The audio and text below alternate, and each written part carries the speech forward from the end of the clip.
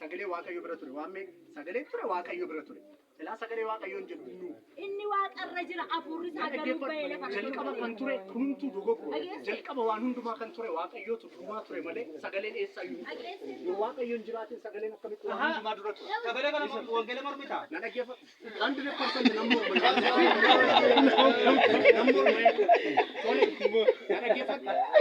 waaqayyo sagalee waaqayyo durseetti waaqayyo sagalee durseetti waaqayyo sagalee durseetti waaqayyo sagalee dursa waaqayyo dursu jira waaqayyo dursu jiru waan hundumaa dura sagalee anamos waaqamo sagalee asaa dursu waan hundumaa dura deebi'emo sagalee cimti moo faati moo waaqayyo ture jedhu dhaggeeffad isu qaba maaltu ture sagalee cimti moo faati waaqayyo tureedha albay seen asik seenet keessa seen dhaggeeffad irraa fallo jedhu waan furate dhaggeeffad jalqaba waan ila jalqaba sagalee ture sagaleechi waaqayyo ture sagaleechi ofuma taayuma waaqayyo ture nochi sagaleechi ofuma taayuma waaqayyo ture ila ofuma taatiyu sagaleechi waaqayyo raaya waaqayyo waaqarra jira afuurri isaa garuu koonu fadhee biyya lafa waaqayyo waaqarra jira inni lafarra dhufe inni namni ittiin fayyadamu afuura isaa toone waaqayyo samiirra jira miti inni foon uffatee lafa biyya lafa dhufe maal afuura Afurichi matu isa sun waaqayyo maal waaqayyo waan boqonnaa sadii keessaa akkana jedha waaqayyo afuraan jedhu siibaan hin mul'atu illee jira afurichumti matu isa waaqayyoodha waaqayyo afura akkana simba afurichi mataan isa waaqayyoodhaan jedheessa jira jira yoon boqonnaa tokko lako irtuu ammoo deetaalleedha yoon boqonnaa tokko lako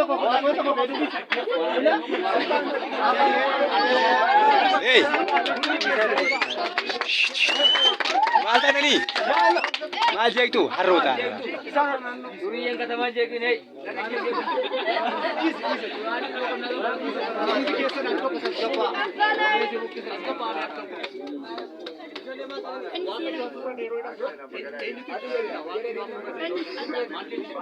Namni nambe kanan ibsetu waaqayyo maal jechuudha waaqayyo hafuurachu Seen keessa. matuma isaa waaqayyo bakka waachu maal jechuudha waaqayyo hafuuradha gaafa jedhamu jecha hafuura isaan hojjeta ijaan argineen beeknu waaqayyo garuu hafuura isaan immoo isa argina beek hafuura isaa maal waaqayyoon kan beeknu hafuura isaa hafuurri isaa maal lalle hafuurichi immoo waaqayyo mata'e waaqayyo nutti mul'isa lakki waaqayyo hafuuradha jechuun maal jechuudha siin jedhe waaqayyo hafuuradha jechuun hafuuraan hojjeta hafuura jechuun hafuura jechuun ija qullaa keenya kan arginu dandeenyu Barsiisa. Ela waasin qabadu barsaa hin dandeessu taanaan itti fufiiti. Hin dandeessu taanaan xaalgaan galii.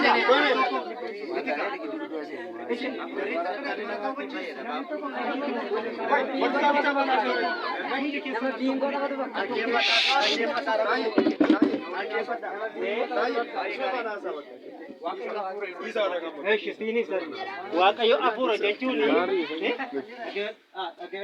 waaqayyo hafuura jechuun eega qabatamu ija qullaa keenya kanaan arguu hin dandeenyu maaliin arguu dandeenya jechuun jira hafuuraan isaa wajjin akka jedha sagalee waaqayyo irraa waaqayyo hafuura kan sagadamuufis hafuura dhugaatti jedha maleessa ija keenya qullaa kana nama tuuti waaqayyo nan arga jette ija kee qullaa kanaan arguu hin dandeessu akkasumas sabaafannu kana dhaggeeffadhu akkasumas harkaan kiristoosii qaqqabachuu hin dandeessu kiristoosiin harkaan qaqqabachuu hin dandeessu inni yeroo itti foon uffatee lafa waaqummaan isaa eessa ture gaafas galatu waaqummaan Yesuus gaafas eessa ture wangeela kana gaafa inni lafarra deemaa ture nama qaqqabatamu miti waaqayyo hafuura hin qaqqabatamu hin argamu inni foomtinuu isatti dhiyaachuu hin dandeenye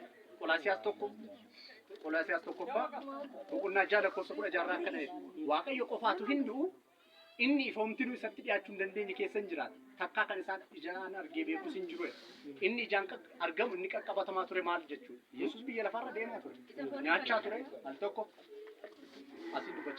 Jarra koo takkuma dhanno. Wajjata abarsiisa. Ijjeen duube. Ijoolleen godina inni bidiruu keessa rafaa ture inni nyaachaa dhugaaruu gaafa guyyaa 8ffaan dhagna qabate sun inni waaqa dhama waaqa dhiira farsoo Yeroo kamiiti kan yerootti foon uffatee lafa irra deddeebi'aa ture. waaqummaan isaa eessa ture gaafa waaqummaan isaa eessa ture Waaqummaan tamoo gatiitti Wayyee. aangoon kan inni aangoo gooftummaa isaa kan inni ofii isaatti abboomamee du'ee fi sababa cubbuu keenyaafitu waa'ee abboomamee cubbuun jenne waaqummaan isaa eessa ture sida kori gaafa inni lafarra deemaa ture Ahaa. namichi sun Akka yaada keeti. waaqummaan isaa eessa ture Lafarratti miti. Gaarummaatti fakkaatee dhaggeeffata miti namni. Lafa kana. Sanyi ma.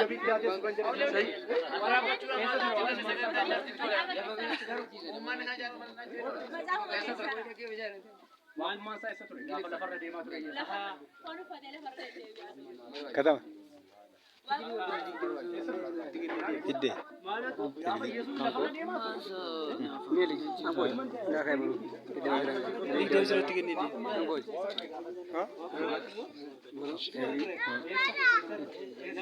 Akka yaada keetiitti otoo waaqa ta'ee Teebiliin irra ga'u. Eenyurra? Ati borurraa qabda. Isi kaa. Isin jedhama. Teebilii tokko. Kana jechuun waaqa guutuudha nama guutuudha. Waan dhaggeeffatame. Dhaggeeffatu qaba. Tamaari. Barsiisaa. Dhiifamuu godhaame al tokko. Amma fakkeenyaaf jedhamti wanti kun mormii yookaan immoo dhugaa jiru irratti walii galu. Mormii yoo ta'e sobayyuu nama sobayyuu yoo ta'e Barsiisin jedhaa kaa. Maal ta'anii? Diinaa isa.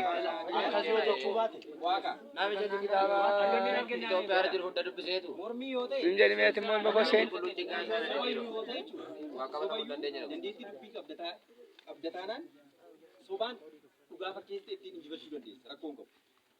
Amma wanti kun yoo dhugaa wal amansiisuu ta'e waan dhugaa irratti ragaa irratti waan mirkanaa'e kanaan wal amansiisu Akkas. waan haqaa ta'e jechuudha. Akkas. Kan kanarraa fi isin iddoo tokko dubbatan inni iddoo tokko dubbate akkanattiin yoo taate boru kanamatti iyyuu wanti kun furmaata dha beektu. Kanaafuu gaaffii wal gaafatan gaafachuu qabdan isa gaafatu. Gaaffii isin gaafachuu qabu isin gaafata. Deebii garuu maal? Fakkeenyaaf isin wangeelatti amantu miti. Deebii keessa wangeela irraa isin deebisu. nama guutuu waaqa guutuu qofan barbaada na baasan Kanaafuu kanarratti walii galuudha malee mormii yoo ta'e bakka jedhamti abbaan dandeettii nuuf danda'u ittiin wal mo'a. Kanaafuu ragaadhaan wal amansiisaatii fitaa waan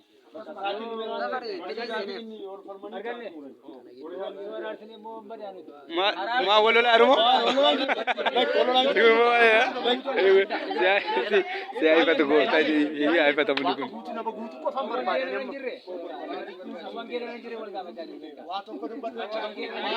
waan nama jiru Ati immoo of dandeessee ni mi'a.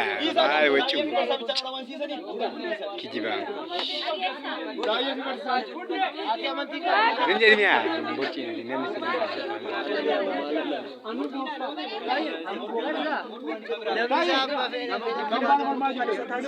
yesus gaafa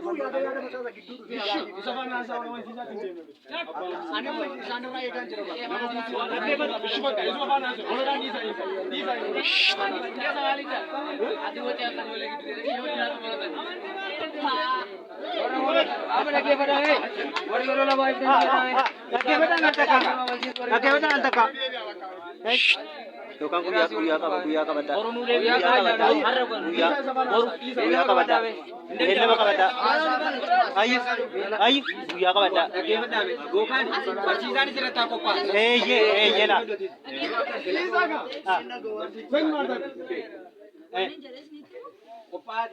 Eeyyee guyyaa qabanna. Hin ta'u? Boru guyyaa qabanna. Weel. Jarra koon qabu guyyaa qabanne walitti dhufne.